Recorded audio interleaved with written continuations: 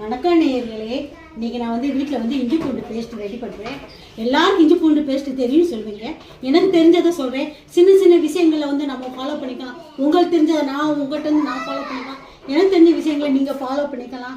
நேயர்களே, இப்போ இஞ்சி பூண்டு பேஸ்ட்டுக்கு இஞ்சி இவ்வளோ பூண்டு ஒரு கப்பு எடுத்திருக்கேன். அதுக்கு இஞ்சி அரை கப்புக்கு கொஞ்சம் கூடுதலாக போகும். ஆனால் சமமாக எடுக்காதீங்க. எப்பயுமே பூண்டு கூடுதலாகவும் இஞ்சி கம்மியாகவும் எடுக்கணும். அதுக்கு கொஞ்சோண்டு உப்பு, 1 ஸ்பூன் மஞ்சப்பொடி எடுத்திருக்கேன் பார்த்துக்கோங்க. இதை அம்பிட்டையும் நம்ம அரைப்போம். இதை பாருங்களேன், நல்லா மிக்சி ஜார் எடுத்துக்கோங்க. மிக்சி ஜாரில் ஈரம் இல்லாமல் நல்லா துணியை வச்சு துடைச்சிடுங்க.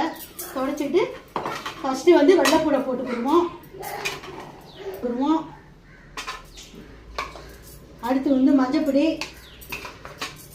உப்பு. இதை நம்ம தண்ணி ஊற்றாமல் அப்படியே அரைப்போம். நேர்களே, நம்மளுடைய இஞ்சி பேஸ்ட்டு ரெடி ஆயிடுச்சு. இதில் ஒரு சொட்டு தண்ணி கூட நான் ஊற்றலை. கண்ணாடி பாட்டில் பார்த்தீங்களா, கண்ணாடி பாட்டிலை யூஸ் பண்ணுங்கள். பிளாஸ்டிக் டப்பா யூஸ் பண்ணாங்க.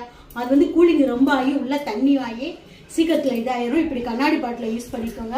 இந்த கண்ணாடி பாட்டில் இந்த இதை கழட்டிடாதீங்க. இது நமக்கு ஒரு சேஃப்டி தெரியுமா. அந்த தண்ணியெல்லாம் இல்லாமல் கொஞ்சம் தண்ணியெல்லாம் பட்டாலும் இழுத்துக்கிறோம். அதனால இந்த இதை இழுக்காதீங்க. இதில் இப்படி ஸ்டோர் பண்ணி இந்த பாட்டிலில் ஸ்டோர் பண்ணிக்கிறோம்.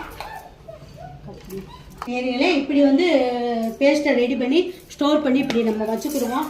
இப்படி வச்சு ஃப்ரிட்ஜுக்குள்ளே வச்சிட்டோம்னா எத்தனை நாளானாலும் கெடாது, எத்தனை நாளானாலும் கருக்காது, ஒரு மாதிரி கலர் ஆகாது, தண்ணி ஆகாது. ஏன்னா இது நம்ம எந்த விதமான கெமிக்கலோ எசன்ஸோ எதுவுமே போடாமல் நம்ம வீட்டிலே தயார் பண்ணியிருக்கோம். இதே மாதிரி நீங்களும் செஞ்சு பாருங்கள். செஞ்சு பார்த்து லைக் பண்ணுங்கள், சப்ஸ்கிரைப் பண்ணுங்கள். நன்றி, வணக்கம். நெக்ஸ்ட் வீடியோவில் சந்திப்போம். Bye bye.